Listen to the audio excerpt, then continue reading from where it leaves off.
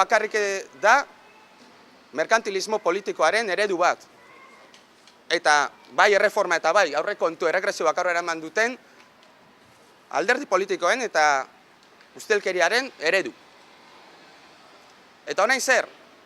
Orain, jakin izan dugu, lehen aipatu dituan finantza merkatu, banku espekulatzaileek krisia sortu zuten berberek, zeintzuk beraien pufuak estaltzeko eskatu zieten estatuei gobernuei dirua, orain, estatuen zor publikoa erosteko, exigitzen dute, ez bakarrik 1,5, 1,6, 1,7 interesak, beraiek aurretik ia debalduki daben dirua kontutan hartuta, baizik eta gainera, politika neoliberalak eta kapitalistak ezartzeko mandatu egiten diete estatuei.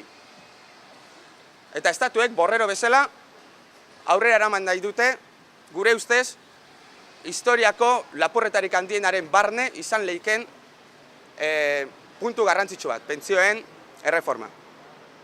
Hego Euskal Herriko pentsiodunen erdize pobrezia mugatik bera bizi da. Eta erreforma hau onartzen bada argi dau egoeriek askoz bet txarraura egingo dauela. Banketziekin adostute dau, erreforma hori egingo dala, eta antzerkiten dabiz, bai komisiones eta bai UGT gobernuekin akordizuetara heldu naizen. Erreforma honen atzien, eta Mikelek esan dauen moduen aurreko erreformatik jarraieran, pentsio publikoen akabera dau eta pribatuen bultzatzie. Eta horren atzien dauz, bai Gasteiz, Iruña, Madrid eta Pariseko gobernuek eta bertako agintarize, bai PSOE, PSE, PNV edo eta UPN beste. Eta eure die gaur egungo egoeraren errudunek.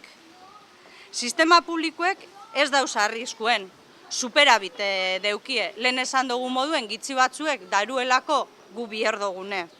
Sistema pribatuek ordie, ez dauz, batzu gureko leukien negozizio puntu emoten, eta hori aldatuen bida.